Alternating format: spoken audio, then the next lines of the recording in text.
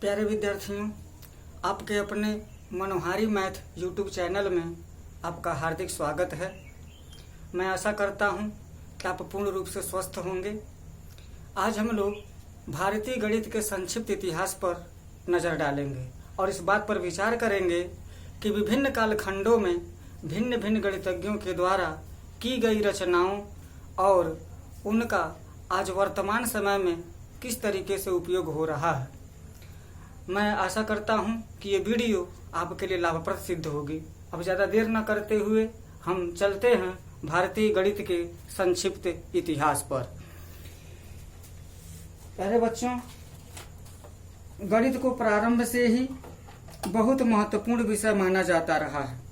वेदांग ज्योतिष 1000 ईसा पूर्व में गणित की महत्ता पर प्रकाश डालते हुए लिखा गया है कि यथा शिखा मयूराणाम नागा नाम मणियो यथा तद्धत वेदांग शास्त्राणाम गणिती मूर्धिन वर्तते।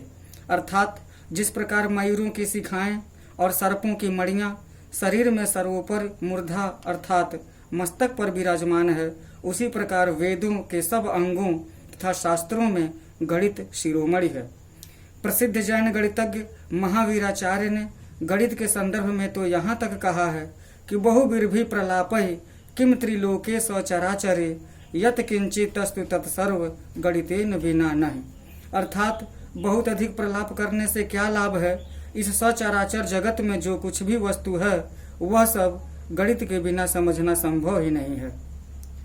भारतीय मनीषियों, दार्शनिकों तथा तत्ववेत्ताओं ने गणित के महत्व को समझते हुए प्रारंभ से ही इसके विकास पर विशेष ध्यान दिया।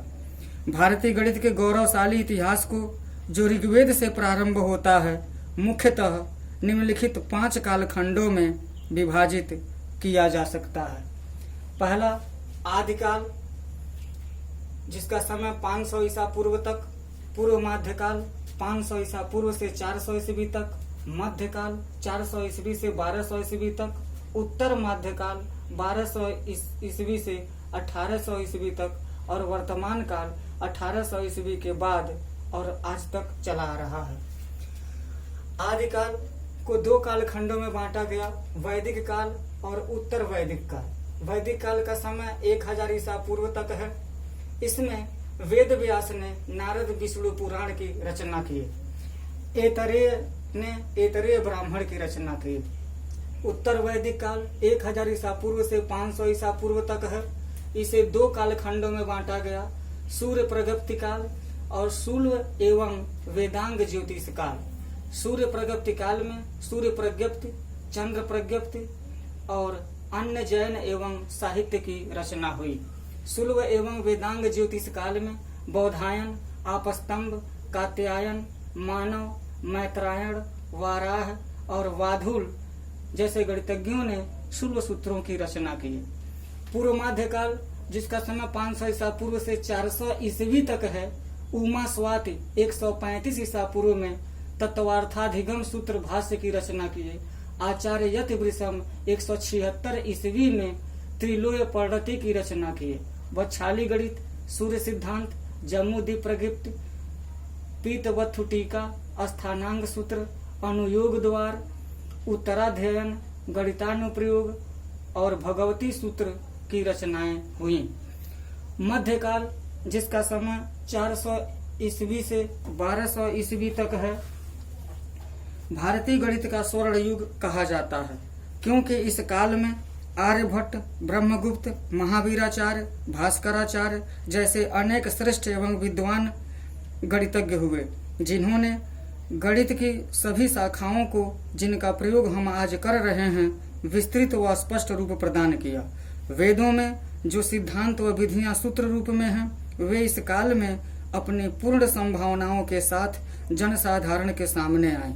भारतीय गणित के इस स्वर्ण युग की स्मृति में भारत ने अंतरिक्ष में जो प्रथम उपग्रह स्थापित किया, उसका नाम आर्यभट्ट के नाम पर ही रखा गया। निश्चय ही इसके माध्यम से भारतीय महान गणितज्ञों का समादर करके गौरव की अनुभूति संपूर्ण समाज ने की। इस काल के कतिपय महान गणितज्ञों एवं उनकी कृतियों का संक्षिप्त वर्णन निम्नवत है। आर्यभट्ट प्रथम 499 ईस्वी, ये पटना के निवासी थे। आर्यभट्ट ने अपने पुस्तक आर्यभट्टीय के गणित पाद के 332 श्लोकों में गणित के महत्वपूर्ण एवं मूलभूत सिद्धांतों को सार रूप में कह दिया है। आर्यभट्टीय के प्रथम 2 पादों में गणित तथा अंतिम 2 पादों में ज्योतिष का विवरण है। प्रथम पाद दशमितिका में बड़ी बड़ी संख्याओं को वर्णमाला के अक्षरों द्वारा निरूपण करने की विधि भी बताई गई है। इसके द्वितीय पाद गणित पाद में अंक गणित, रेखा गणित, बीज गणित और त्रिकोणमिति के अनेक कठिन प्रश्नों का समावेश है। बीज गणित में साधारण तथा वर्गीय समीकरण, कूटक अर्थात अनिर्णित समीकरण का विस्तृत विवरण है। आर्यभट्ट ने त्रिकोणमिति में सर्वप्रथम व्युत्क्रम जया का प्रयोग किया, जो बाद में पाश्चात्य जगत में वर्षेसायन के नाम से जाना जाने लगा। रेखा गणित के क्षेत्र में इन्होंने पाई का मान दशमलव के 4 स्थानों तक 3.1416 ज्ञात किया। इन्होंने बताया कि 20,000 इकाई व्यास वाले वृत्त की परिधि का मान 62,832 इकाई होता है। और हम जानते भी हैं कि परिधि बराबर पाई गुणे व्यास। अगर हमको पाई का मान ज्ञात करना हो तो परिधि में व्यास से भाग देना पड़ता है। अतः 62,832 में हम अगर 20,000 से भाग देते हैं तो उत्तर 3.1416 आता है, जो पाई का मान होता है, जिसका प्रयोग हम आज भी कर रहे हैं। अंक गणित के क्षेत्र में भी इन्होंने वर्गमूल एवं घनमूल ज्ञात करने की विधियों तथा त्रैराशिक नियम का भी उल्लेख किया है। ये हर्ष की बात है कि सबसे पहले आर्यभट्ट ने ही स्पष्ट रूप से प्रतिपादित किया कि पृथ्वी गतिशील और सूर्य स्थिर है। अब इसके बाद बारहमिहिर 550 ईस्वी में सिद्धांत ग्रंथ और पंच सिद्धांतिका की रचना किए। भास्कर प्रथम, जिनका समय 600 ईस्वी माना गया है, भास्कर ने अपनी पुस्तक महाभास्करीय, आर्यभट्टीय भाष्य और लघु भास्करीय में आर्यभट्ट द्वारा प्रतिपादित सिद्धांतों को तथा विकसित तथा विस्तृत किया। कूटक और निर्धारक समीकरण पर इन्होंने उल्लेखनीय कार्य किया। ब्रह्मगुप्त 628 ईस्वी ने ब्रह्म स्फुट सिद्धांत के 25 अध्यायों में से 2 अध्यायों में गणितीय सिद्धांतों एवं विधियों का विस्तृत वर्णन किया। इन्होंने गणित की 20 क्रियाओं तथा 8 व्यवहारों पर प्रकाश डाला। बीजगणित में समीकरण साधनों के नियमों का उल्लेख किया तथा अनिर्णित द्विघाती समीकरण का समाधान भी बताया, जिसे आयलर ने 1764 ईस्वी में और लांगरेज ने 1768 ईस्वी में प्रतिपादित किया। ब्रह्मगुप्त ने प्रिज्म, शंकु और सूची स्तंभ के घनफल ज्ञात करने की विधि ज्ञात की। ब्रह्मगुप्त ने गुणोत्तर श्रेणी का योग ज्ञात करने की विधि और समकोण त्रिभुज के शुल्व सूत्र का विस्तृत वर्णन भी किया है। ब्रह्मगुप्त ने सर्वप्रथम अनंत की कल्पना की और बताया कि कोई भी ऋण अथवा धनराशि शून्य से विभाजित होने पर अनंत हो जाती है। श्रीपति मिश्र, जिनका समय 1039 ईस्वी है, श्रीपति मिश्र भी महाराष्ट्र के निवासी थे। उन्होंने सिद्धांत शेखर एवं गणित तिलक की रचना की। इन्होंने क्रमचय और संचय पर विशेष कार्य किया। इनकी पुस्तक गणित तिलक का प्रारंभिक भाग ही प्राप्त हो सका है, शेष भाग अप्राप्य है। महावीराचार्य 850 ईस्वी जैन धर्मावलंबी थे। ये अमोघ वर्ष नृपतुंग नामक राष्ट्रकूट नरेश के सभासद थे। अमोघ वर्ष नृपतुंग मैसूर तथा अन्य कन्नड़ क्षेत्रों के शासक थे तथा 9वीं सदी के पूर्वार्ध में सिंहासनारूढ़ हुए थे। अतएव अनुमान किया जाता है कि महावीराचार्य 850 ईस्वी के लगभग हुए होंगे। महावीर ने गणित सार संग्रह नामक अंक गणित के बृहद ग्रंथ की रचना की। इसमें अंक गणित का विधिवत वर्णन किया गया है तथा इसमें संग्रहित प्रश्न अत्यंत मनोरंजक हैं। इन्होंने लॉसा का आधुनिक नियम ज्ञात किया, जिसका उपयोग यूरोप में पहली बार प्रयोग 1500 ईस्वी में किया गया। इन्होंने वृत्तांतर्गत चतुर्भुज तथा दीर्घवृत्त के क्षेत्रफल ज्ञात करने के सूत्रों का भी निर्गमन भी किया। श्रीधराचार्य 850 ईस्वी ने अंक गणित पर नवशतिका तथा त्रिशतिका, पाटी गणित और बीज गणित पुस्तकों की रचना की। इनकी रचना शैली अत्यंत सरल, संक्षिप्त तथा हृदयग्राही है। अतएव इन ग्रंथों का अत्यधिक प्रचार हुआ और संपूर्ण भारतवर्ष में इनका पठन पाठन हुआ। इनकी बीज गणित की पुस्तकें अप्राप्य हैं, किंतु इनका द्विघात समीकरण हल करने का जो सूत्र जो श्रीधराचार्य विधि कहलाता है, आज भी व्यापक रूप से व्यवहृत हो रहा है। हम जानते हैं कि द्विघात समीकरण ax² + bx + c = 0 के मूल ज्ञात करने के लिए x बराबर -b + √b² - 4ac/2a का प्रयोग करते हैं, जहां a बराबर x² का गुणांक, b बराबर x का गुणांक और c बराबर अचर पद होता है। आर्यभट्ट द्वितीय 950 ईस्वी। आर्यभट्ट द्वितीय महाराष्ट्र के निवासी थे। इन्होंने महासिद्धांत नामक एक ग्रंथ लिखा, जिसके एक अध्याय में अंक गणित तथा दूसरे अध्याय में प्रथम घात वाले अनिर्धार्य समीकरण का प्रतिपादन किया। गोले के पृष्ठतल का शुद्ध मान कदाचित इसी ग्रंथ में मिलता है। इस ग्रंथ में पाई का मान 22/7 लिया गया है, जो आज भी सर्वमान्य है।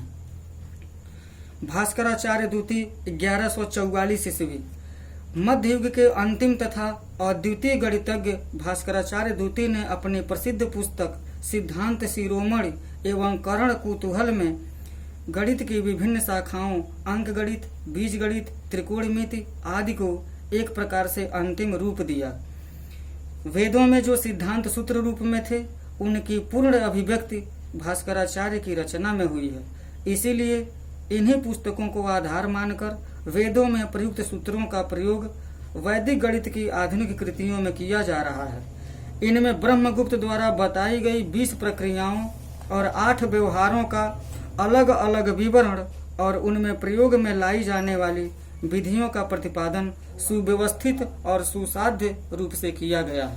लीलावती में संख्या पद्धति का जो आधारभूत और सृजनात्मक प्रतिपादन किया गया है, वह आधुनिक अंक गणित और बीजगणित की रीढ़ है।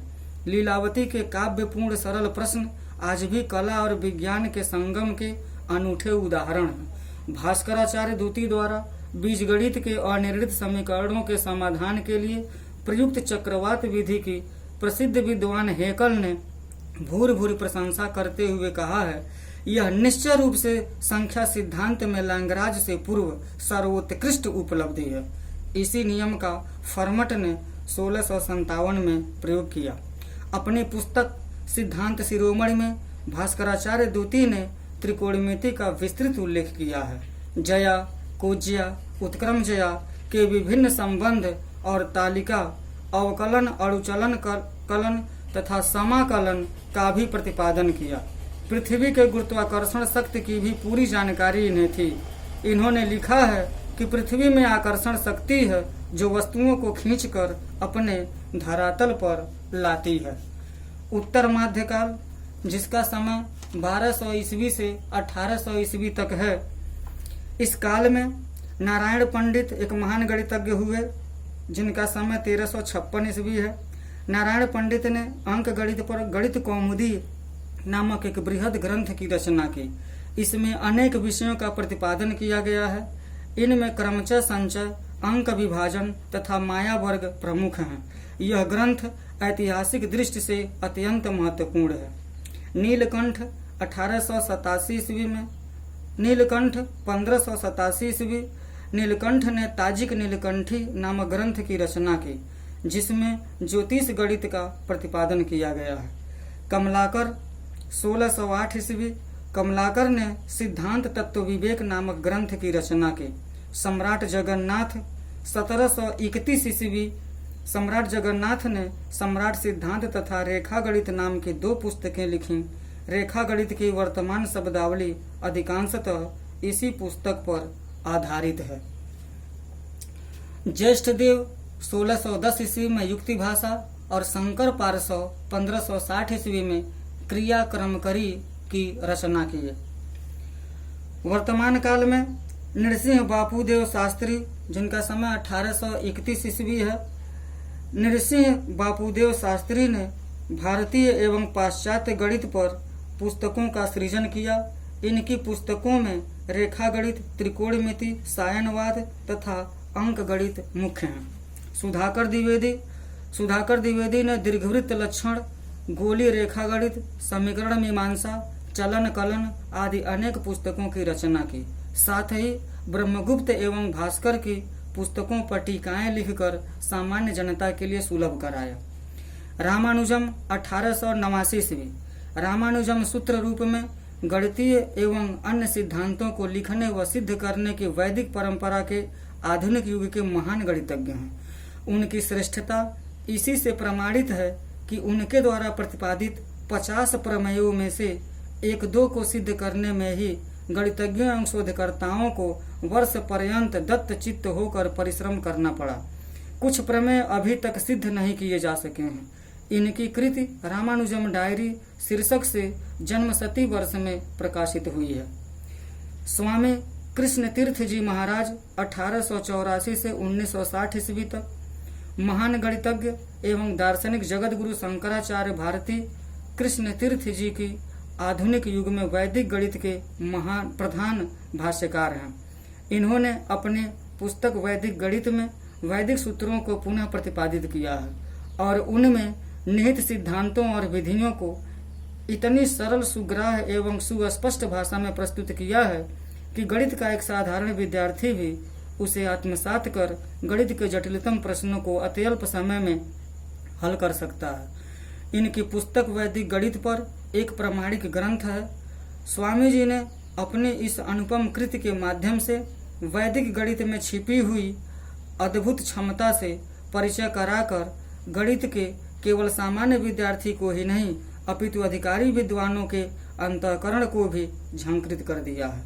इन्होंने हमें सर्वथा नवीन दृष्टि देकर वैदिक गणित पर शोध करने तथा उसका उपयोग करने के लिए विवश कर दिया है। तो प्यारे बच्चों, आज भारतीय गणित के संक्षिप्त इतिहास पर इतना। नेक्स्ट वीडियो में भारतीय गणित के इतिहास पर कुछ बहुविकल्पी प्रश्न लेकर के आएंगे। आपने समय लेकर के इस वीडियो को देखा। मैं निश्चिंत हूँ कि यह वीडियो आपके लिए लाभप्रद सिद्ध होगा। मिलते हैं तब तक अगले वीडियो में। तब तक के लिए धन्यवाद। जय हिंद।